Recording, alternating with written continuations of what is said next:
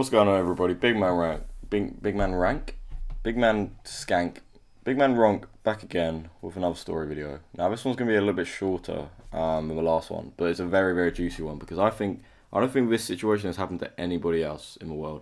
Like no support groups exist for people who survive this trauma. It's just me surviving out here on my own. It's an every day is a battle, but anyway, let's get into this because this is a crazy one. So this takes place in the summer of 2019. So what I did in the summer is I went on about a 3 week expedition to this place called Namibia. So it's a country at the bottom of Africa. So where South Africa is, it's like the northwest of South Africa along the coast is where Namibia is. So it's about a 9 hour flight away.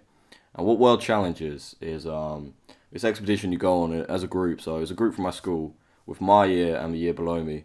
And you just do a lot of shit like charity stuff, like helping out schools, and like we went and painted like an entire school for the kids and stuff.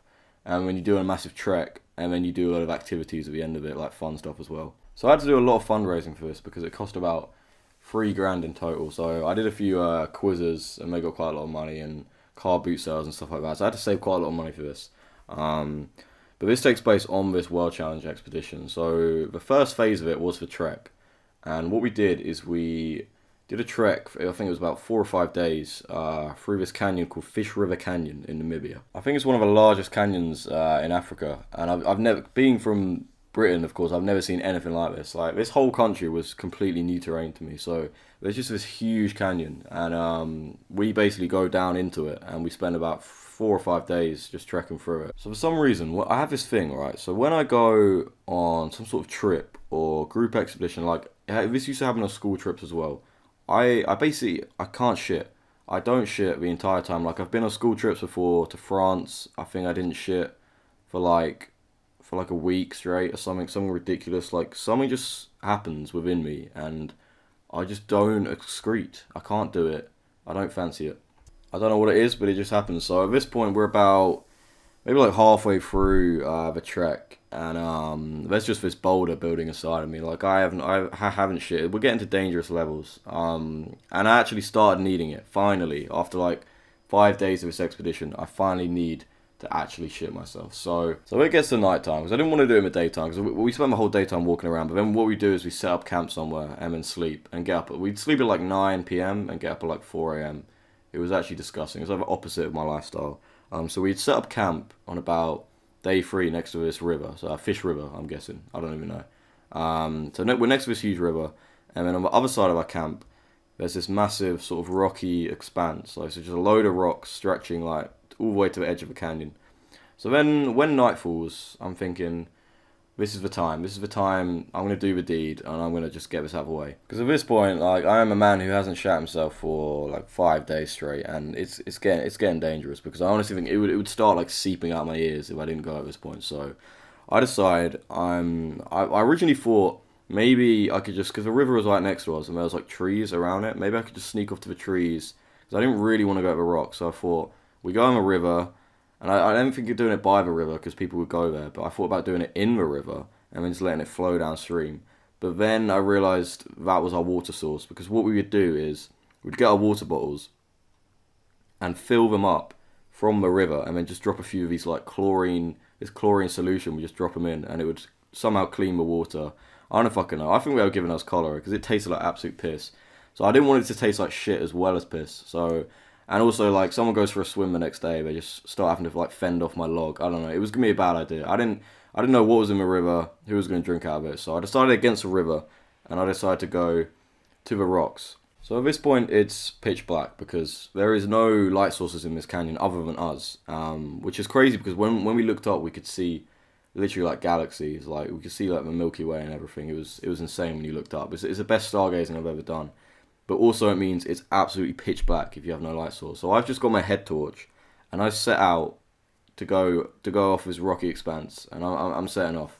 And I don't know about you guys, but when I'm going to do a shit in the wild, I don't want anybody around. So I was not risking anybody coming out their tent in the night and glancing over, and they just see me curling one out in the corner. I was going miles out into this rocky expanse. So I walk about a good 10 minutes, maybe like 5-10 minutes out onto these rocks, just scrambling over them, to find a little like chasm or like cave system where I can just deposit my goods. So I eventually find a little place. It's a nice little spot. Like it's got a little tree next to it, and it's a little bit lower down than the rest of the rock. So I'm thinking this is the spot. So there I am. I got my toilet roll, my head torch, and that's all I need. So I'd never actually done this at this point. So I've only done 2 wild shits in my life. So this was the first one. The other one was at a festival when I was working there. I can tell that story another day. But at this point, this is the first time I've ever done this. So I didn't really know how to sit, how to position my body in order to do this action. So I eventually figured out that the squat is probably the best way. So I just squatted and sort of like rested myself with my back on these rocks. And then I get it done. I won't get into detail because it's pretty gross already. But I get it done. It hits the rocky floor. An echo shoots over the canyon. The birds fly off. And I start wiping, and everything's good. You know, I've done it. It was fucking dry. I've never seen, because we have no moisture on this trip, man. Like, I've never seen, it just blended in with the rocks when it came out. Like, if you stepped over it, you probably wouldn't even squish through it. Like, it would hold your body weight. That's how rock solid this shit was. So I finished that up, and I'm wiping, and bear in mind, there's pitch darkness all around me. So all I can see is, I'd say about maybe like 5 meters in a circle around me. I can see a few lights back of the camp, but other than that, I can barely see anything. I can't see the canyon walls or anything. It's pitch black. And this is where it gets fucking hairy. So as I'm finishing my wiping, I mean, there wasn't a lot to do because of how fucking bone dry it was, but as I'm finishing, I hear in the darkness towards the edge of the canyon, so the opposite side, so not towards the camp, but towards the edge of the canyon, I hear, ooh, ooh, ooh. Ooh, ooh, ooh. And boys, I have never been more terrified in my entire life. So I hear this ape chanting coming from the darkness, and I'm from Essex. I have no idea. I'm not familiar with apes. I've never had an ape encounter at this point in my life, and I don't think I ever will again after this. So I hear the fucking apes come through the darkness. And as I'm trying to frantically finish wiping, they start getting more frequent and more loud, like they're coming towards me. So I just hear, ooh, ooh, ooh, ooh, ooh, ooh, ooh. So they weren't very high pitched, it was more like a low chanting. And there's so many thoughts going through my head. Like I'm thinking of a Joe Rogan podcast. He's like, apes will fucking rip your arms off, dude. Like they don't give a shit. They'll just fucking tear your limbs off.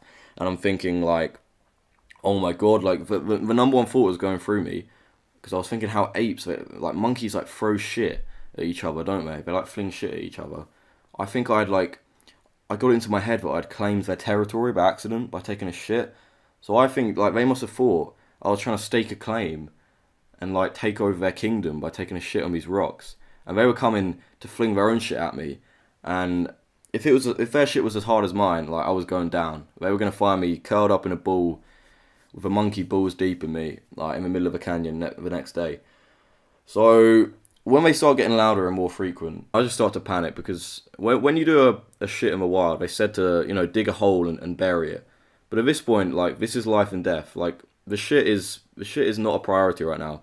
So I pick up the nearest rock I see that's like a good size, and I just yam it onto my shit. I just fucking plunge the rock onto the shit, and then I just start sprinting towards camp. Like I pick up a toilet roll, and I'm just toilet roll in hand, head torch like wobbling off my head. I'm just sprinting across these rocks back to camp. And the monkey noises, they're not stopping. So I think honestly I was getting pushed at this point. So they're coming towards it, ooh, ooh, ooh, and it's just pitch darkness. So I look back to see if I can see shadows or anything, but it's just nothing. And I just hear the noises, and it's just going through me. I've never had more adrenaline. So I'm scrambling across these rocks back to camp, and I'm just sprinting and sprinting like. It got to a point where I just started jumping. I was making leaps across these rocks, like twisting my ankles left, right, and center. It was horrendous. And all the while I'm just hearing oh, oh, oh, oh, and I'm like, this is it. I've shat on my territory, and they're gonna come and fucking absolutely abuse me. Like I was ready to be subjected to hours of monkey torture. Like I was almost accepting my fate. Like I'm gonna get raped by an ape. It was gonna happen at this point, and. I just haven't felt fear like this in all my life, really. Like this is one of the most traumatic experiences of my life because I thought I was getting ripped apart by these baboons. Because I've been hearing actually before I went to this canyon that it's well known for having like this baboon population. I don't know if it was baboons, some sort of ape monkey population that likes to like hang off the cliff edges and sort of patrol. But I hadn't seen them up until this point, so it was almost like an urban myth. And all it took was a wild shit for them to come charging towards me. So I'm scrambling across these rocks as hard as I can, just frantic. I didn't even look back. I looked back like once, and then from that point forward, it was just get to the camp because I was just scrambling across these rocks, and they're coming towards me like oh oh oh oh, and it finally gets to the point where they start to fade, and I'm nearing the camp, and I just sprint back and I just slide into the tent, and I'm breathing so hard. I've never felt adrenaline like it. But the monkey noise has faded. Luckily, we didn't have a full-on war going on, like Planet of the Apes. Like we got to start coming out our tents and fighting off apes, like throwing shit at them. But when I got back, I was ready for a fucking war because I had all of my group around me in the tents. Like I was thinking we can take these baboons if we have to. Like we have fire, we have shit they don't have. Like we had tins of like shakalaka, which is this African stuff that's like I don't even know what it was, but we ate it and it was good. It's like this tinned sort of like curry thing, I guess. So I was thinking like those weigh a bit. Like I could take on a few baboons with a shakalaka tin. Like just give me one of them and a head torch, and I'm going to war. Funny story. I actually buried a can of chakalaka in this exact the same camp that we were in. I just dug a hole and buried it. I was thinking like it's gonna keep it cool like a fridge. And when it comes to leaving this camp, and I completely forgot where I buried it. And we had a group leader who was one of the girls was a bit like a control freak, like needed to have things organized, and she's like, we're missing a tin, where's a shakalaka? And I'm just frantically digging around, like trying to find this fucking tin of shakalaka I buried. So that was kind of jokes. But yeah, luckily the apes didn't push our camp, and I went to sleep that night with my arse emptied and not filled. So all around, one of the most traumatic experiences of my life. And definitely a low point in this trip. There were many other low points, mainly on this trek. The rest was good, really. But this trek was fucking brutal. Like, all I had to eat every day was like a bit of porridge in the morning. Like sloppy porridge. And then like a wrap. And we forgot all the salami and ham. So it was a plain wrap. And I put some Nando's sauce on it. That was my lunch. And like a Special K knockoff bar at about like 3 p.m. And then dinner was always alright. Like we actually sorted dinner pretty well. But yeah, I just thought I'd tell that one because honestly, like I said, I don't know if that'll ever happen to anyone else. Like, has anyone else had a shit in baboon territory and been chased in the dead of night? I don't know. It's a unique story, and it's one I'll be telling my grandkids for sure. So yeah, that was the second story video on this channel. I hope you enjoyed it. The last one did pretty well, so I'm definitely gonna keep making more of these. But I appreciate you watching the video, and if you made it to the end, comment something about baboons. I don't know, get creative with it. So yeah, moral of the story is careful where you shit because you don't know if it's baboon territory. Nowhere is safe. Nowhere is safe. And I'll take that to the grave. So I love you guys for watching, and I hope you have a great day. I'll see you later.